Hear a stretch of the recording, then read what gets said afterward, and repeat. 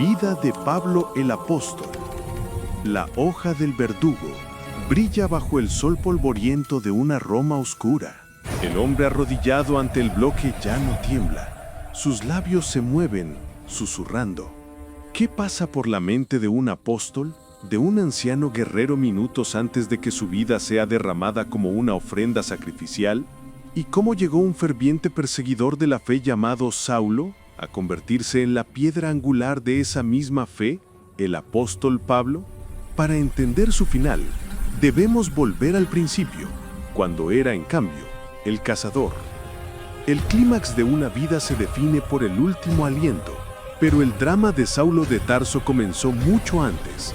Su vida no fue una vida, sino dos, separadas por un resplandor cegador. En la ciudad imperial de Roma, alrededor del año 67 después de Cristo, el imperio de Nerón se prepara para silenciar una voz que resonó desde Jerusalén hasta Grecia. Esta es la recompensa del que lo arriesgó todo. Nuestro hombre nació en Tarso de Cilicia, una ciudad vibrante y cosmopolita en Asia Menor. Era un centro neurálgico, un crisol de culturas donde la filosofía griega se mezclaba con el rigor judío. Saulo nació con un doble privilegio, una herencia judía estricta de la tribu de Benjamín y el codiciado estatus de ciudadano romano, un salvoconducto que definiría su destino y su muerte. Su formación fue tan intensa como su carácter. En Jerusalén, Saulo se sentó a los pies de Gamaliel, uno de los maestros rabínicos más respetados de su tiempo. Allí se convirtió en un fariseo, un adherente celoso y radical de la ley mosaica. Para Saulo, la ley no era una guía, era una armadura, y él la empuñaba con una precisión mortal. Alrededor de los años 30 después de Cristo, una nueva secta judía comenzaba a expandirse. Sus seguidores, llamados el Camino, afirmaban que un carpintero crucificado, Jesús de Nazaret, era el Mesías resucitado. Para Saulo esta era una herejía abominable, una amenaza directa a la pureza del judaísmo que él tanto amaba y defendía. Su celo se volvió peligroso.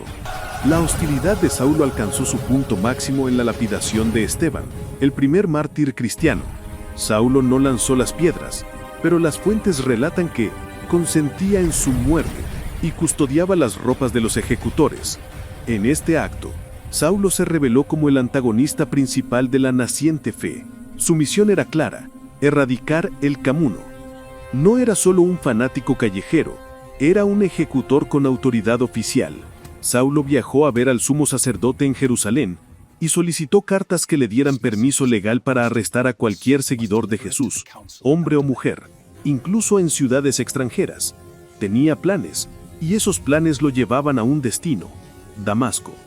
El viaje era largo, más de 250 kilómetros.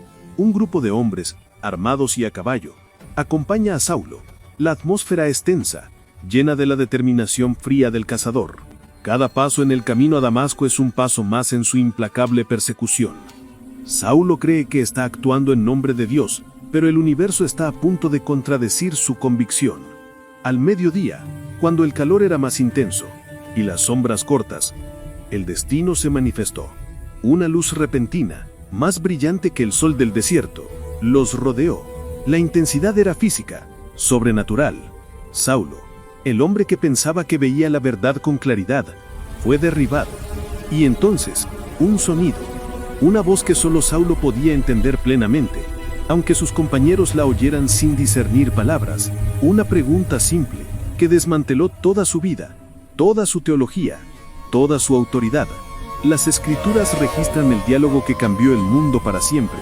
La voz, resonando en su mente, pronuncia: Saulo, Saulo, ¿por qué me persigues? La respuesta de Saulo es la sumisión de un orgulloso: ¿Quién eres, Señor?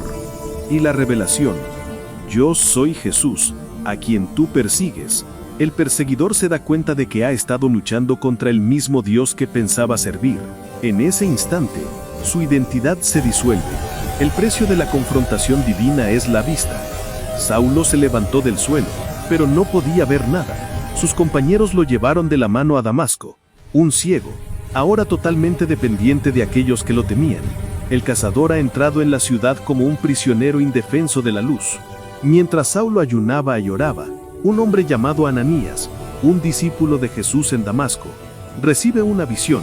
Se le ordena ir a la casa de un hombre llamado Saulo. Ananías, con miedo justificado, cuestiona la orden. ¿Acaso no es este el hombre que vino a arrestarlos? Ananías obedece, impone las manos sobre Saulo, y algo extraordinario sucede. La ceguera se va, se registra que le cayeron de los ojos como escamas. Saulo es bautizado, y su vida, teológica y físicamente, es restaurada. El perseguidor ha recibido su propia medicina. La Biblia registra que Saulo no se dirige inmediatamente a los apóstoles. En su lugar, se retira en secreto a Arabia durante 3 años. Este es su crisol personal, el tiempo necesario para reescribir su teología y asimilar el peso de la visión de Jesús. El fariseo ha muerto. El apóstol debe nacer. Cuando regresa a Damasco y comienza a predicar que Jesús es el Hijo de Dios, sus antiguos aliados judíos intentan asesinarlo. Saulo, ahora Pablo, debe huir de la misma ciudad a la que fue a cazar a otros. Sus nuevos amigos lo bajan por el muro en una canasta. El gran fariseo, el ciudadano romano, escapa de noche, humillado. Pero, ¿quién aceptará su mensaje en Jerusalén? ¿Podrán los apóstoles confiar en el hombre que una vez fue su mayor enemigo? El miedo es palpable. Al llegar a Jerusalén, los discípulos se niegan a creer. Lo ven como un espía, una trampa mortal. La obra del apóstol de los gentiles podría haber terminado antes de empezar, si no fuera por un solo hombre, un mediador improbable, que estaba a punto de arriesgar su vida para presentarlo a Pedro. El cazador se ha convertido en el paria. ¿Quién es capaz de persuadir a los mismos hombres que intentó destruir